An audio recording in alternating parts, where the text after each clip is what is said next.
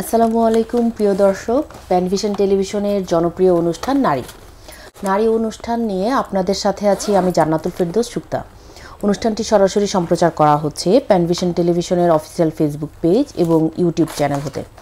আপনারা যারা আমাদের দেখছেন তারা অবশ্যই আমাদের সাথে লাইক এবং শেয়ার করে পাশেই থাকবেন। প্রিয় দর্শক, গত পর্বের ধারাবাহিকতা অনুযায়ী আমরা আজকেও সাজিয়েছি আমাদের অনুষ্ঠান নবীজি ও শিশু কিশোরদের নিয়ে। নবীজি ও শিশু কিশোরদের প্রিয় নবী হজরত মুহাম্মদ সাল্লাল্লাহু আলাইহি ওয়াসাল্লাম শুধু প্রাপ্তবয়স্কদের জন্যই অনুকরণীয় এবং আদর্শ নয়, তিনি শিশুদের ও কিশোরদের জন্য এক অনুকরণীয় দৃষ্টান্ত উপস্থাপন করে গেছেন। নবীজি শিশুদের প্রতি ছিলেন দয়ালু, স্নেহদাতা, শিক্ষাদাতা এবং সহমর্মিতার এক অনন্য উজ্জ্বল দৃষ্টান্ত। আমাদের গত পর্বের ধারাবাহিকতা অনুযায়ী আমাদের আজকের পর্ব হচ্ছে নবীজি এবং শিশু কিশোর এই বিষয় নিয়ে। এই গুরুত্বপূর্ণ বিষয় নিয়ে আপনাদের যদি কোনো কিছু জানবার থাকে বা আমাদের সাথে কোনো কিছু আপনাদের মতামত শেয়ার করার থাকে তাহলে অবশ্যই আমাদের স্ক্রলে দেওয়া নম্বরের ফোন করে জানাবেন অথবা আমাদের কমেন্ট বক্সে কমেন্ট করতে পারেন।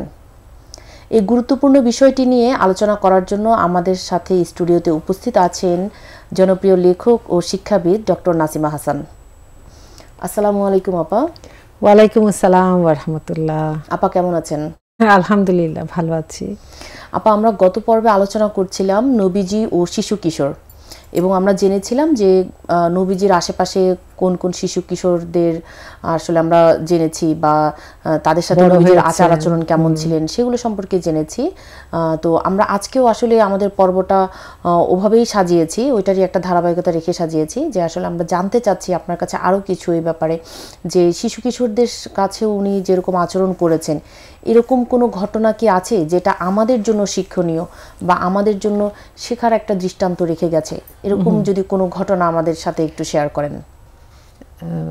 ধন্যবাদ।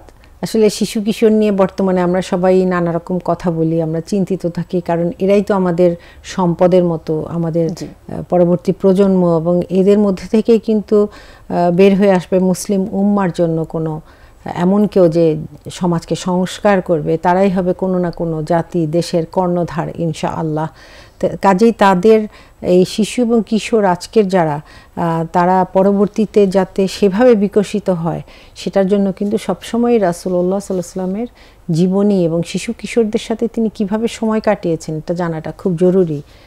তার সাথে সাথে অবশ্যই আমাদের ওনার উপর যে নাজিলকৃত ওহী অর্থাৎ আল কোরআন, এটাও কিন্তু আমাদেরকে অর্থসহ বুঝে বুঝে পড়তে হবে। তা আমি আজকে কিছু ঘটনা উল্লেখ করব। আসলে কি যে শিক্ষণীয় যদি কথাটি চলে আসে তাহলে রাসূলুল্লাহ সাল্লাল্লাহু আলাইহি ওয়াসাল্লামের প্রত্যেকটি হাদিস, প্রত্যেকটি কথা, প্রত্যেকটি ওনার পদচারণা আমাদের জন্য অবশ্যই শিক্ষণীয়। এবং বিভিন্ন দৃষ্টিকোণ থেকে যদি আমরা এটা দেখি, যাচাই করি, প্রত্যেকটা দৃষ্টিকোণ থেকে একই ঘটনাই আমাদেরকে নানান রকম শিক্ষা দেয়। সুবহানাল্লাহ, এটা একটি বিশাল ব্যাপার। যেমন কোরআন আমাদের দিক নির্দেশনা দেয়, তেমনি আল্লাহর রাসূল সাল্লাল্লাহু আলাইহি ওয়াসাল্লামের কাছ থেকে যে হাদিস এসছে বা ওনার যেসব অনুমতি সাপেক্ষে যেসব ঘটনা এসছে সেগুলো প্রত্যেকটি আমাদের জন্য উদাহরণ। তো আজকে আমি শিশু কিশোরকে নিয়ে আরও কিছু ঘটনা বলবো। তো সেটার মধ্যে প্রথমে আমি বলতে চাচ্ছি যে একটি কোরআনের আয়াত দিয়ে, যে সূরা কাহাফ, সেটাতে আল্লাহ তাআলা কোরআনে বলেছেন যে ধন সম্পদ সন্তান পার্থিব শোভা।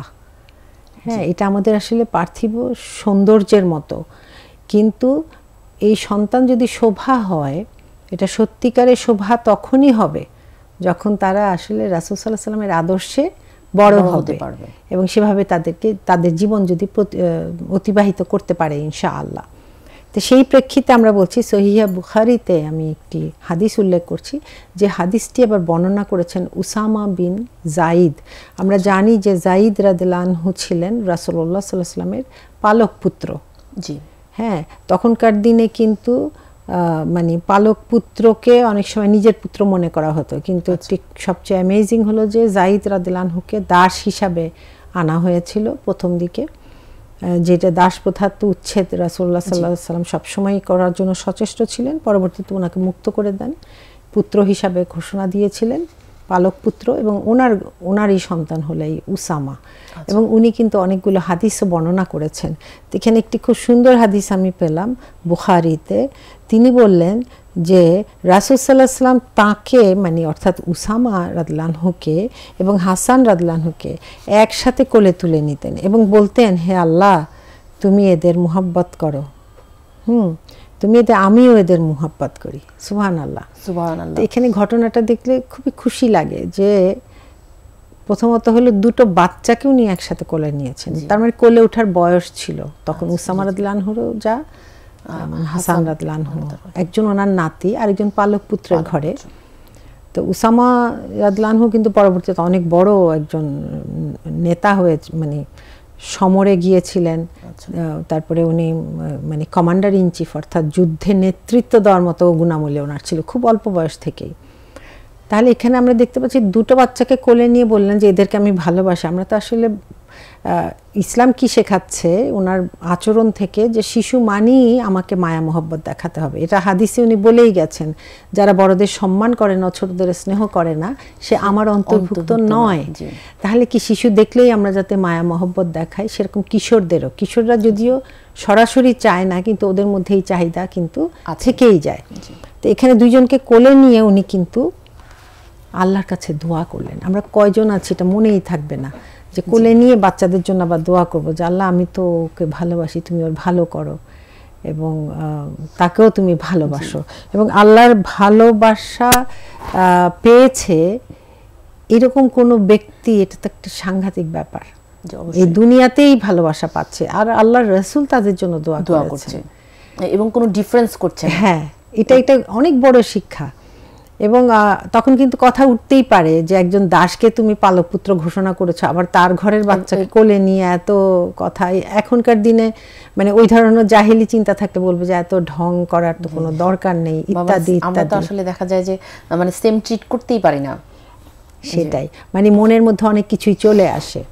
তো সুবহানাল্লাহ, এটা বিশাল শিক্ষা যে উনি কোনো কিছু প্রভেদ করতেন না, ডিসক্রিমিনেশন যেটা এখন খুব বেশি দুনিয়াতে, বৈষম্য করা, সেটা তিনি করেননি। এমনকি দোয়ার ব্যাপারেও নয়, হ্যাঁ দোয়া তো মানুষ অন্তর থেকে করে, সেটাও উনি করেননি। এবং আরেকটি ঘটনা পাওয়া যায় যে যখনই বাচ্চাদের তিনি পেতেন কাছে তাদেরকে খুব ভালো কিছু শিখাতেন, নৈতিক শিক্ষা দিতেন, শিষ্টাচার শেখাতেন। সুবহানাল্লাহ। তারপর আনাস রাদিয়াল্লাহু আনহু থেকে একটি ঘটনা আছে, কারণ উনি তো খাদেম ছিলেন, সবসময় ওনার খিদমত করতেন এবং উনি খুব অল্প বয়স থেকে ওনার সাথে ছিলেন, উনি কিশোর বয়সের। তো কিশোর মানেই কিন্তু তার মনটা এদিক ওদিক যেতেই পারে।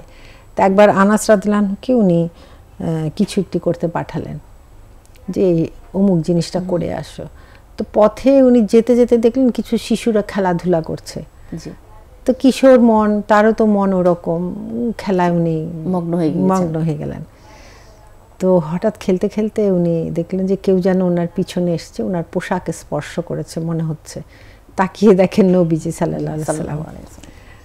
তখন উনি মুচকি হাসলেন, রাসূল সাল্লাল্লাহু আলাইহি ওয়াসাল্লাম হাসলেন, উনি কিন্তু কিছুই বললেন না। ওনার চোখেও কোনো, অনেক সময় তো চোখ দিয়েও মানুষ বকা দেয় না, চোখে গরম বলে না, চোখ গরম করা, রাগ করা, চোখ দিয়ে রাগটা বের করা যে কি ব্যাপারে এই কাজটা আমি। আর কিশোর বয়সের মানুষকে তো আমরা খুব একটি ছাড় দেই না, যে তো বুঝে, হ্যাঁ এ তো এমনি খুব বড় বড় কথা বলে। কিশোররা তো আবার নিজেকে অনেক পণ্ডিত মনে করে, আমরা যেটা দেখতে পাচ্ছি। আসলে এটা ওদের বয়সের একটা সমস্যা, না শিশুদের সাথে মিশতে পারছে না, বড় ভাব ইয়ে করতে পারছে, কোনোটাই পারছে না, অথচ মনের দিক থেকে কিন্তু কিছুটা শিশুই। তো উনি মুচকিয়ে হেসে বললেন যে তোমাকে যে কাজটি করতে দিয়েছি সেটা কি করতে পেরেছো? উনি বলছেন জি আমি এখনই যাচ্ছি, এইটুকুই। এবং উনি নিজেই বলেছেন যে কখনো উনি ওনাকে এইভাবে বলতেন না যেটা কেন করনি, ওটা কেন করেছো, হ্যাঁ এই ধরনের প্রশ্ন করতেন না। তো এখানে এটা পড়ে খুব সুন্দর লাগছিল যে উনি মুচকি হাসছিলেন, কাজটা উনি কিন্তু করেননি তখনও, এবং খেলছিলেন। এটা এক ধরনের মানে দায়িত্বের অবহেলা বলেও উনি ধরতে পারতেন, কিন্তু উনি ওই যে বয়সটা চিন্তা করে, বা কিশোরদের যে এখনো অনেক মহব্বত দরকার, দয়া দরকার, তাকে দায়িত্ব একটু দিয়েছেন, দায়িত্বটা সে তখনই করেনি, এটার জন্য উনি কিছুই বললেন না, শুধু হাসি মুখে জিজ্ঞাসা করলেন। তো সুবহানাল্লাহ, এটাও একটি খুব সুন্দর, এবং তুমি বলার সময় খুব সুন্দর করে বলছেন হে উনায়েস।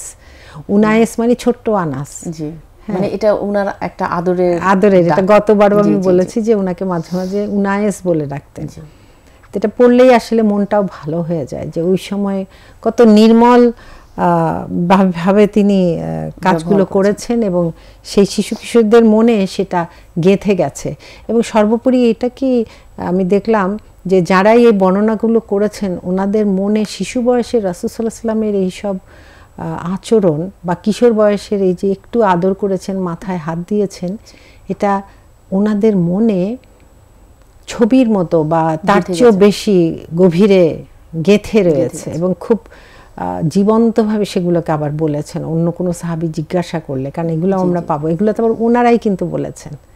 যেমন এর আগেটা দেখিয়েছি যে কোলে নিয়েছেন একসাথে, এটা উসামা রাদিয়াল্লাহু আনহু নিজেই বর্ণনা করেছেন যে আমাকেও নিতেন, তাই না? মানে কত সুন্দর স্মৃতি, এটা চিন্তা করা যায়। একজন রাসূল সাল্লাল্লাহু আলাইহি ওয়াসাল্লাম যাকে পুরো সাহাবীরা এত ভালোবাসতেন তার কোলে উঠেছেন, এটা কত সুন্দর স্মৃতি। তারপরে আমরা দেখি আরেকটি ব্যাপার যে শিশুদের সাথে, এটা গত প্রোগ্রামেও বলেছি, সালাম বিনিময় করতেন। আমরা সাধারণত করি কি, এখানে শিক্ষণীয় হলো যে ছোটদেরকে আমরা সহজে মুখ দিয়ে আসে না সালামের ব্যাপারে, আমরা মনে করি ওরাই আমাকে দিবে। হ্যাঁ, অনেক সময় কিন্তু তাই ঠিকই আছে, কিন্তু তাদেরকে শেখানোর জন্য আমাদের তাদেরকে সালাম দেওয়া উচিত।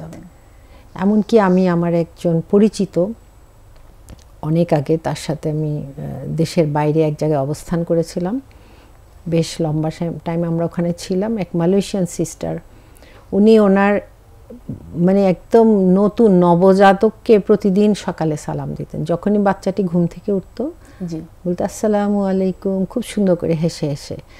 তো যখন বাচ্চারা তো একটার সময় চোখে চোখ রাখে, তো ওই সময় খুব বাচ্চাগুলো মজা পেত, আমি দেখতাম বড় হওয়ার পর। তো এটা মানে আমিও খুব চেষ্টা করতাম। তো এই যে ব্যাপারটা, আমরা মনে করি কি বাচ্চাটা আবার কি বুঝে, ওকে সালাম দেওয়ার কি আছে? এটা তো একটি সুন্দর কথা যে তোমার উপর শান্তি বর্ষিত হোক, আল্লাহর তরফ থেকে রহমত বর্ষিত হোক, তাই না? আর আরেকটি ব্যাপার হলো সে খুব সুন্দর একটা সুদিং কথা শুনে দিনটা শুরু করছে, সুবহানাল্লাহ। এবং বাচ্চারা কিন্তু একটা সময় চোখে চোখ রেখে হাসে, তো দেখবে কি যে সালাম দেওয়ার পর সে হাসছে, অ্যাজ ইফ সে বুঝতে পারছে। বস্তুত আদরের মাখা, স্নেহ মাখা কথাগুলোর অর্থ ওদের ব্রেইনটা ঠিকই কিন্তু ধরতে পারে।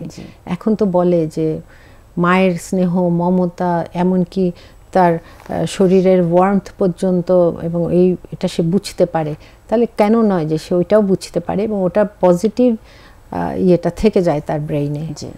এটা তার জীবনের জন্য একটি বিশাল পাথেয়। আর হাদিসটা তো বললামই যে স্নেহ করার জন্য তিনি উৎসাহিত করেছেন। আরেকবার আছে একটি হাদিসে, বুখারীতে আছে, একবার হাসান রাদিয়াল্লাহু আনহুকে তিনি চুমো দিলেন, সেখানে এক সাহাবী ছিলেন। তো ঘটনাটা উনি খুব খেয়াল করলেন যে উনি হাসান রাদিয়াল্লাহু আনহুকে চুমো দিচ্ছেন। তখন উনি বলে উঠলেন যে ইয়া রাসূলুল্লাহ, আমার 10টি সন্তান আছে, তাদেরকে আমি কখনোই চুমু দেইনি। তখন আল্লাহ রসুল কিছুই বললেন না যে এটা কেন করলে না, বা ওভাবে না বলে উনি সুন্দর করে বললেন যে দয়া করে না তার প্রতিও দয়া করা হয় না।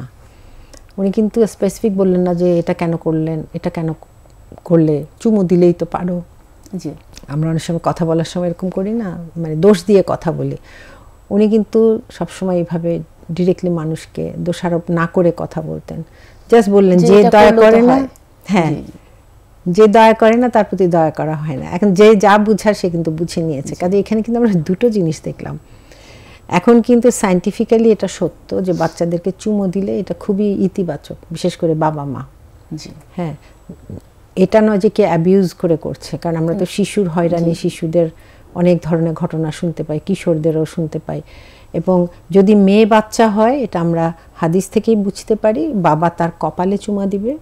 জি, হ্যাঁ, সেরকম ছেলে বাচ্চা হলেও মা তাহলে কপালে চুমা দিবে, কারণ ছেলে বেশি বড় হয়ে গেলে সে হয়তো অস্বস্তি বোধ করতে পারে, তারপরেও কিন্তু মা তাকে পিঠে হাত বুলানো, এবং কাছে টেনে নেওয়া, মানে নবীজি মাথায় হাত রেখে আদর করতেন। হ্যাঁ, ওটা তো করতেনই।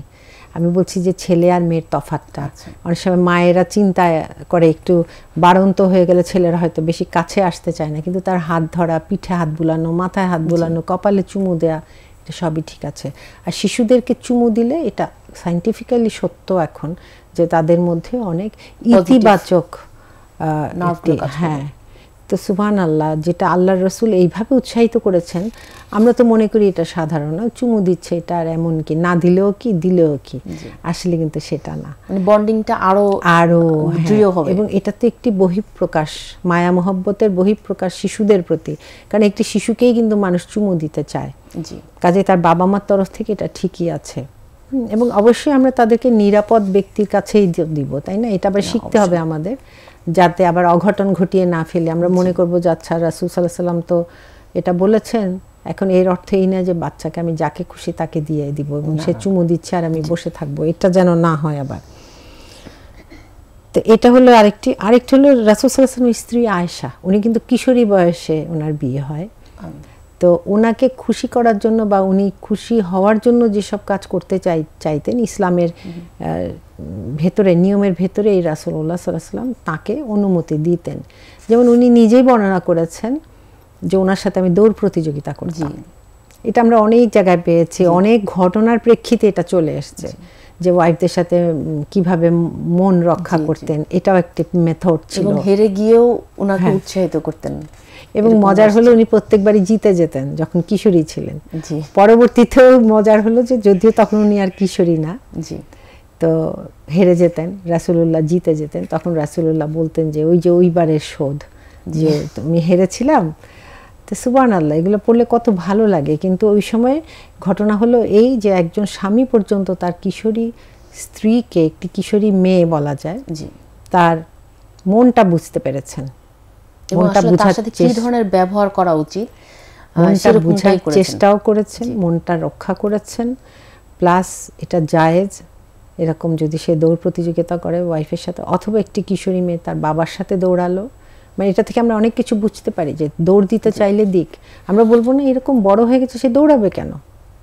হ্যাঁ, অনেক সময় হয় না আমরা খুব বাড়াবাড়ি করে ফেলি, কিন্তু যদি আসলে ইসলামের লিমিটেশনের মধ্যে থাকে, এমন কোনো ঘরে যেখানে দেয়াল তোলা আছে বা গাছপালায় ঘন বাইরে থেকে দেখা যায় না, অথবা প্রপার কাপড় চোপড় পরে আছে, সে দৌড়াবে, তার তো ব্যায়ামের দরকার আছে, তার মনটা ভালো রাখার দরকার আছে। কাজে প্রকৃতির ভেতরে যে কেউ যদি হাঁটে দৌড়ায়, এটা তাকে উৎসাহ দেওয়া উচিত। এটা আমাদের জন্য শিক্ষা অনেক বেশি, অনেক। আর আয়েশা রাদিয়াল্লাহু আনহার আরেকটি হাদিসে আছে যে আমি রাসূলুল্লাহ সাল্লাল্লাহু আলাইহি ওয়াসাল্লামের সামনে পুতুল বানিয়ে খেলতাম এবং আমার বান্ধবীদের সাথে খেলতাম। কাজে বান্ধবীরাও তার মতোই ছোট ছোট ছিল এবং ওনারা পুতুল দিয়ে খেলতেন। তো এইটা কিন্তু খেলাটা, শিশু সুলভ খেলাটা রাসূল সাল্লাল্লাহু আলাইহি ওয়াসাল্লাম নিষেধ করেননি। এখন তো অনেক ধরনের আমরা ডিবেট হয়তো শুনবো, পুতুল খেলা যায় কিনা, পুতুলের মুখটা দেয়া যায় কিনা। আমি ওইসবে কোনো কিছুতে গেলাম না। ওইটা কীরকম পুতুল সেটার বর্ণনাও আমি দিতে পারবো না, কিন্তু উনি খেলেছেন। আর হাতে বানানো পুতুল আর কত নিখুঁত হবে, হয়তো কোনো মতে নাক চোখ আঁকা এইটুকু, বা আঁকাই নাই। হ্যাঁ, ছোটোবেলায় আমরা যেমন কিছু পুতুল বানাতাম, জাস্ট কোনো মতে একটি ফেস, ওখানে কোনো চোখও ছিল না, নাকও ছিল না, ওটাই সন্তুষ্ট মনে খেলেছি, কারণ নিজের হাতে বানিয়েছি, এইটুকুই। কাজে এই জিনিসগুলো আমি বলবো যে অনেক শিক্ষণীয়, যে এটা যেমন কিশোরদের প্রতি সাপোর্ট প্রকাশ পায়, তেমন তাদেরকে খেলায় উৎসাহিত দেওয়া হলো। আবার আরেকটি হলো যে সে আনন্দ পাচ্ছে, এটাকে আমি অ্যাকসেপ্ট করে নিয়েছি। হ্যাঁ, এটা এবং এটাই কিন্তু ইসলামে জায়েজ হয়ে গেল যে খেলছে সে, এটা খেলুক। হ্যাঁ, এমন না যে তাকে তো বলতে পারতো তুমি ঘরের কাজ না করে এখানে খেলবে কেন, এখন তো তোমার বিয়ে হয়ে গেছে, এটা বলতে পারতেন না কেউ, কিন্তু এটা বলেননি ওনাকে। তো সুবহানাল্লাহ। তো এগুলো কিন্তু আমাদের অনেক চিন্তা করলে অনেক কিছু আমরা বুঝতে পারি, শিখতে পারি। নিশ্চয়ই দর্শক মণ্ডলী যারা শুনছেন তারাও নিশ্চয়ই হাদিস থেকে নিজেদের পরিবারের জন্য অনেক কিছু আপনারা ডিডিউস করতে পারবেন, বের করতে পারবেন। একই জিনিসেরই অনেক ধরনের অ্যাপ্লিকেশন থাকেই। আরেকটি হলো ইয়াতিম শিশু। ইয়াতিম শিশুকে উনি এত বেশি আদর মোহাব্বত করতেন, বলার অপেক্ষা করে না, এবং উনি এটাকে রীতিমতো উৎসাহিত করতেন। এবং আল্লাহ তাআলা ওনার মুখ দিয়েই তো আমরা জানি যে সূরা মাউনে আল্লাহ তাআলা যে বলেছেন, আরাআইতাল্লাযী ইউকাযযিবু বিদ্দীন, তুমি কি তাকে দেখেছো যে দিনকে অস্বীকার করে? ফাযালিকাল্লাযী ইয়াদউল ইয়াতীম, যে এতিম ও দুস্থকে রূঢ়ভাবে তাড়িয়ে দেয়। জি, অর্থাৎ তুমি তাড়াবে না, তুমি তাড়াতে পারো না। যদি আল্লাহ এবং তার রাসূলকে বিশ্বাস করো, সেই আখিরাতে সেই বিচার দিবসকে বিশ্বাস করো, তাহলে এতিমকে তুমি রূঢ়ভাবে, অন্যায়ভাবে, কর্কশভাবে তাড়িয়ে দিতে পারো না। এই কোরআনের শিক্ষাটাই উনি বাস্তবে একেবারে প্রয়োগ করে দেখিয়েছেন। উনি যে কোনো ইয়াতিম বাচ্চা পেলেই তাকে মাথায় হাত বুলাতেন, তাকে সান্ত্বনা দিতেন। যেমন জাফর বিন আবু তালিব যখন শহীদ হয়ে গেলেন তখন কিন্তু উনি ওনার বাচ্চাদেরকে দেখতে গেলেন এবং তাদেরকে সান্ত্বনা দিলেন, বাচ্চাগুলো এতিম হয়ে গেছে। এই যে বাবা হারিয়ে ফেলা, মাকে হারিয়ে ফেলা, বিশেষ করে বাবা হারিয়ে ফেললে তো একটা শক্তিশালী মানে একটা শক্ত হাত যেন তারা হারিয়ে ফেলে। তো এই জিনিসগুলো আমরা এই দুনিয়াতে একটা ফোন এসেছে, আমরা একটু অবশ্যই না লাইনটা কেটে গেছে। তো এই দুনিয়ার জন্য কিন্তু এটা প্রযোজ্য যে ইয়াতিমদের জন্য আমরা কি করছি, কিছু করছি কিনা, কোনো অর্গানাইজেশন যদি এই কাজটি করে তাদেরকে আমরা সাপোর্ট করছি কিনা, অর্থনৈতিক সাপোর্ট করছি কিনা, তাকে খাবার দিয়ে আমরা সাপোর্ট করছি কিনা। একটা ইতিম না খেয়ে আছে আমি যদি জানি সেটা তাকে আমি খাবারটা পৌঁছাচ্ছি কিনা, অথবা কাউকে যদি আমি অনুরোধ করি যে অমুককে এটা দিয়ে, এখন তো আমাদের দেশে আরও সহজ, একটা লোক দিয়ে হলেও আরেক জায়গায় পৌঁছানো যায়। হ্যাঁ, অনেক ধরনের মাধ্যম আছে। কাউকে একটু বকশিস দিলে সে পৌঁছে দিবে, সাইকেল দিয়ে হোক, মোটর সাইকেল দিয়ে হোক। তো এই যে ব্যাপারগুলো, এগুলো আমরা চিন্তা করি কিনা, আমরা যেন এটা ভুলে না যাই। এবং এখানে আছে যে তিনি একটি হাদিস বলেছেন যে যারা এতিম পালনকারী সে এবং আমি জান্নাতে এভাবে থাকবো, অর্থাৎ তর্জনী অবস্থান করবে। হ্যাঁ, এত কাছাকাছি। এই যে দুটো আঙ্গুলকে এভাবে দিয়ে বুঝিয়েছেন, এই যে মধ্যম আঙ্গুল আর তর্জনী, এই দুটো যেমন একদম কাছাকাছি, একদম কাছাকাছি, মানে একটা আঙ্গুলেরও হচ্ছে যে ব্যবধান না, মানে এতটা কাছাকাছি অবস্থান করবে। তো লাগানো এখানে এইরকম কাছাকাছি থাকবে কার সাথে? যে ইয়াতিম পালন করেছে। হ্যাঁ, সে থাকবে কার সাথে? রাসূলুল্লাহ সাল্লাল্লাহু আলাইহি ওয়াসাল্লাম, যিনি রাহমাতুল আলামিন এই দুনিয়ার জন্য, জি, যিনি বিশ্বের জন্য রহমত স্বরূপ আল্লাহ তাআলা প্রেরণ করেছেন। কতটা মর্যাদা দেওয়া হয়েছে, হ্যাঁ, চিন্তা করা যায় না। আমরা কি চেষ্টা করব না? আমার মনে হয় আজকে থেকেই আমরা চিন্তা করি কোনো না কোনো ভাবে ইয়াতিমদেরকে যতটুকু আমাদের সাধ্যের মধ্যে যতটুকু আছে আমরা যেন ততটুকু সাপোর্ট দেওয়ার চেষ্টা করি, তাদেরকে সহানুভূতিশীল হই। এবং সবচেয়ে মজার হলো কি, এখানে সবসময় অর্থনৈতিকভাবে তিনি করেছেন তা নন। সামনে দেখেছেন হাত বুলিয়েছেন, সামনে দেখেছেন তাকে মায়া দেখিয়েছেন, সামনে কোনো ইয়াতিমকে পেয়েছেন খুব সুন্দরভাবে কথা বলেছেন। এটাও কিন্তু খুবই সওয়াবের কাজ। আমরা কতজনের সময় আছে, আমরা শুধু নিজের সময় হিসাব করতে করতে শেষ। এমনকি আমরা এমনও পরিবার দেখতে পাই এখন যে নিজের বাচ্চাকে সময় দেওয়ার কোনো সময় নেই, হয় না। কোয়ালিটি টাইম তো দূরের কথা, সেখানে ইয়াতিমকে কখন সময় দিবে? যদি এটা আমি মাথায় না রাখি যে আমি বিচার দিবসে আল্লাহর সামনে তো দাঁড়াতে হবে, আর আমি যদি ওনার সাথে রাসূলুল্লাহ সাল্লাল্লাহু আলাইহি ওয়াসাল্লামের সাথে, হ্যাঁ, উসওয়াতুন হাসানা যিনি, তার সাথে যদি এইভাবে থাকতে চাই তাহলে তো এই কাজটি আমার করতে হবে। জান্নাতে যাওয়ার তো উসিলা। এবং আসলে খুব কঠিন কিন্তু নয়, জিনিসটা খুব কঠিন নয়, কিন্তু মনে সেটা থাকতে হবে, শিক্ষাটা। সুবহানাল্লাহ, আমরা এটা থেকেও জানলাম যে রাসূলুল্লাহ সাল্লাল্লাহু আলাইহি ওয়াসাল্লাম শিশু কিশোরদেরকে যেমন মায়া মহব্বত করেছেন, সেরকম ইয়াতিম শিশু কিশোরকেও অনেক বেশি মহব্বত করেছেন এবং উৎসাহিত করেছেন অন্যকেও। আপা, আমরা বিরতির পরে আরো আলোচনা করব। আমার আরো আসলে আরো কিছু প্রশ্ন আছে এবং দর্শকরাও ফোন করছে। ইনশাআল্লাহ বিরতির পরে এসে আরো কিছু শুনবো এই ব্যাপারে।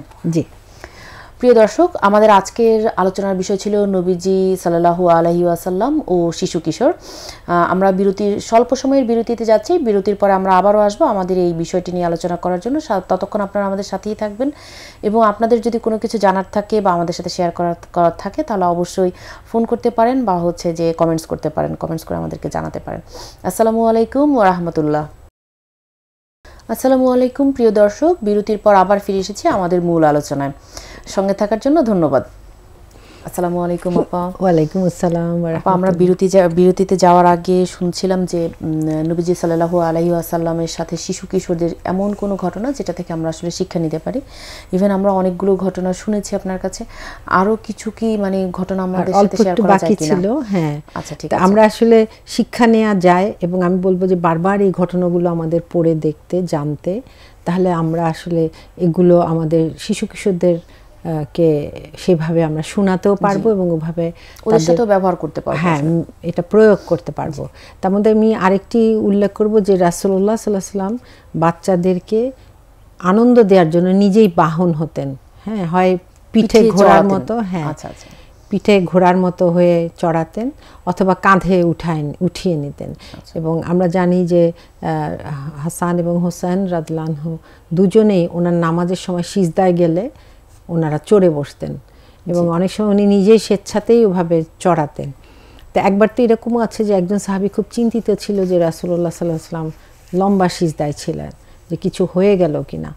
তখন রাসূলুল্লাহ বললেন যে না, ওই বাচ্চা দুটোকে আনন্দ দেওয়ার জন্য যেহেতু তারা পিঠে চড়েছিল আমি কিছুটা সময় দিয়েছি, তো এটা কোনো ব্যাপার না। কিন্তু আমাদের দেশে আমরা কিছু ব্যাপারে খুবই মানে সংকীর্ণতার আশ্রয় নেই।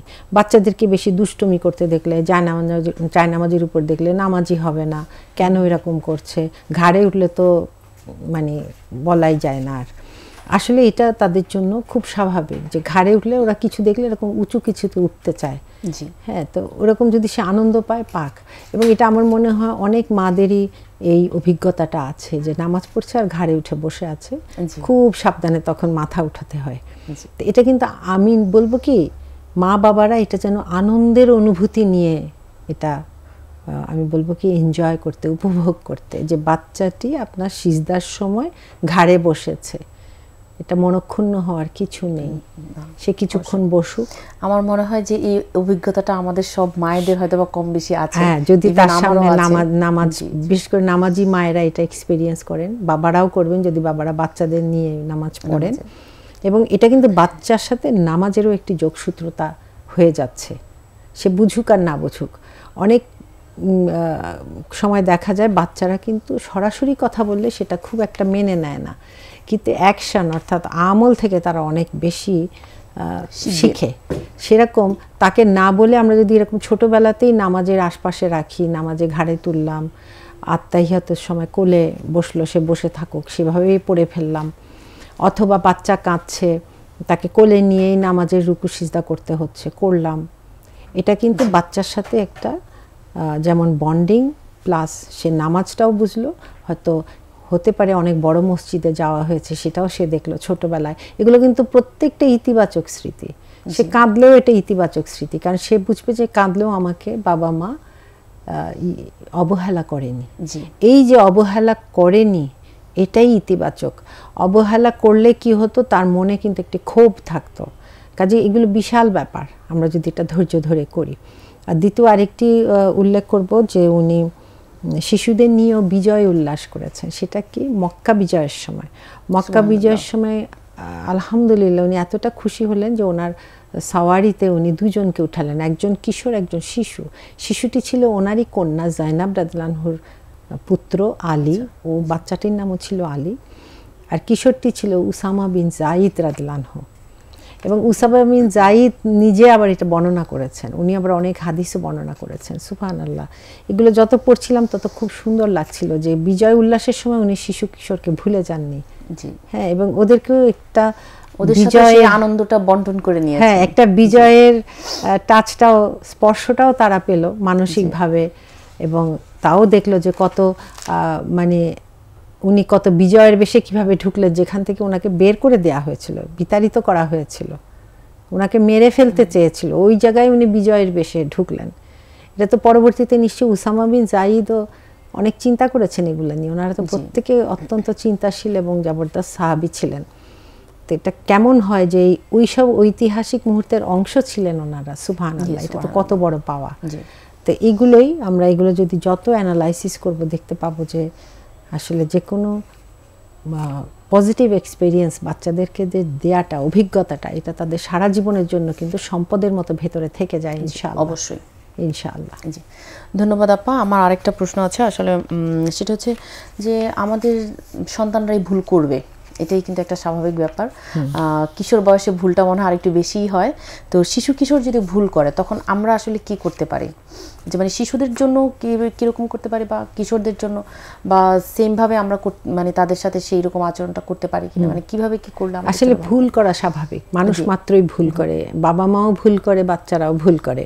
তবে বাচ্চারা যেগুলো করে ওগুলো ভুল শুদ্ধ বলার চেয়ে বিপজ্জনক কোনো কিছু যাতে না করে। বাচ্চা মানে শিশু, কারণ তাদের তো তখনও কোনো অভিজ্ঞতা থাকে না কোনটি ভুল কোনটি ঠিক। ওরা ছুরিতেও হাত দিতে যায়, আগুনেও হাত দিতে যায়, তখন তো ওই শিশুকে সব কিছু থেকে তাকে নিরাপদ রাখতে হয়, কাজে শিশুর ব্যাপার হলো ভিন্ন।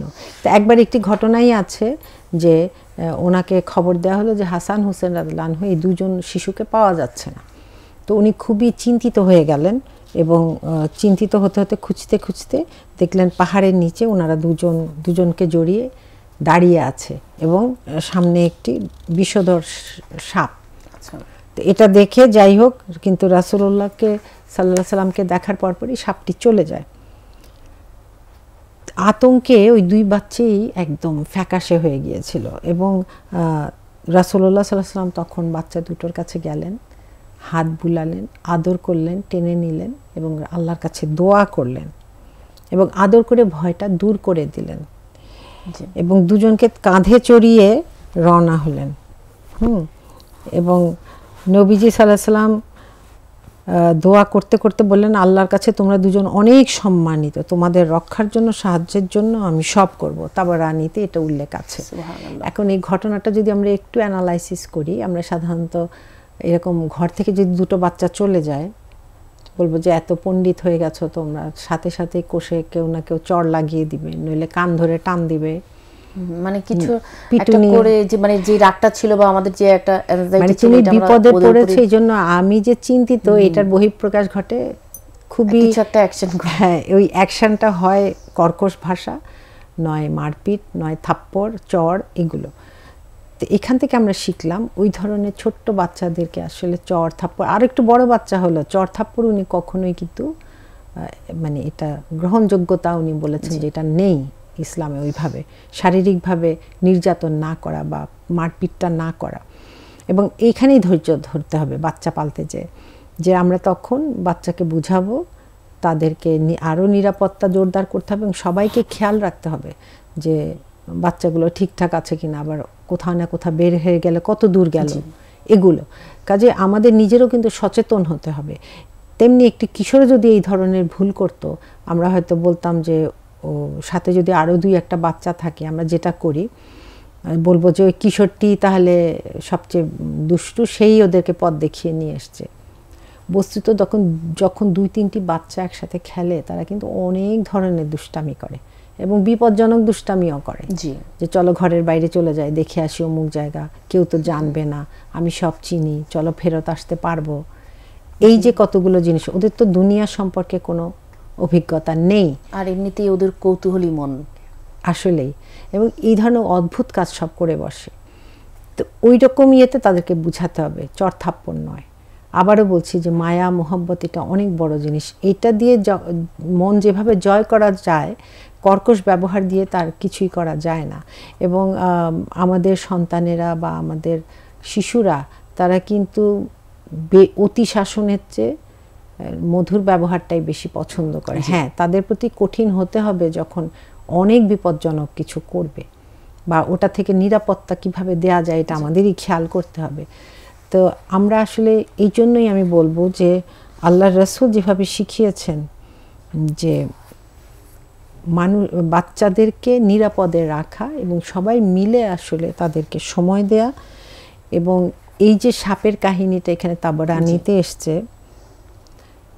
তো এখানে উনি উল্লেখ করলেন যে যিনি বইটি লিখেছেন, বইটির কথা আগে বলেছি আমি, যে শহরেও কিন্তু এরকম অনেক সাপ অর্থাৎ ভয়ের জিনিস আছে, বাস্তবে সাপ নেই কিন্তু ওই সাপ রূপী অনেক কিছু আছে, এগুলো থেকে তাদেরকে বাঁচিয়ে রাখা, আল্লাহর কাছে দোয়া করা এবং তাদেরকেও শেখানো যে তুমি এই সীমা অতিক্রম করলে কিন্তু তুমি এই বিপদে পড়বে, এটা সব সময় খেয়াল রাখা। তো আল্লাহ আমাদেরকে তৌফিক দিন যে আল্লাহ এবং তার রাসূল আমাদেরকে যেই পথ দেখিয়েছেন আমরা যেন আমাদের সন্তানদেরকে সেই পথ দেখাতে পারি এবং নিজেরাও যেন ওই পথে কায়েম থাকতে পারি ইনশাআল্লাহ। জি, ধন্যবাদ আপা, খুব সুন্দর আলোচনা করার জন্য। ইনশাআল্লাহ আপনার সাথে দেখা হবে পরবর্তী প্রোগ্রামে। আপনার কাছ থেকে বিদায় নিচ্ছি, আপনার সুস্থতা কামনা করছি। আসসালামু আলাইকুম ওয়া রাহমাতুল্লাহ। ওয়ালাইকুম সালাম ওয়া রাহমাতুল্লাহ। প্রিয় দর্শক, নবীজি সাল্লাল্লাহু আলাইহি ওয়াসাল্লামকে আল্লাহ সাল্লাল্লাহু আলাইহি ওয়াসাল্লাম শিশু কিশোরদেরকে ভবিষ্যৎ উম্মার সম্পদ হিসেবে গড়ে তুলতে চাইতেন, এবং সেজন্য আমরাও চাইব আমাদের শিশুদেরকে আমরা যেন স্নেহ, মায়া, মমতা, ভালোবাসা দিয়ে আমাদের সম্পদ হিসেবে গড়ে তুলতে পারি।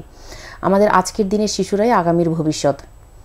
প্রিয় দর্শক, আপনাদের সুস্বাস্থ্য কামনা করে এবং পরবর্তী প্রোগ্রাম দেখার আমন্ত্রণ জানিয়ে আজকের মতো এখানেই বিদায় নিচ্ছি। আসসালামু আলাইকুম ওয়া রাহমাতুল্লাহ।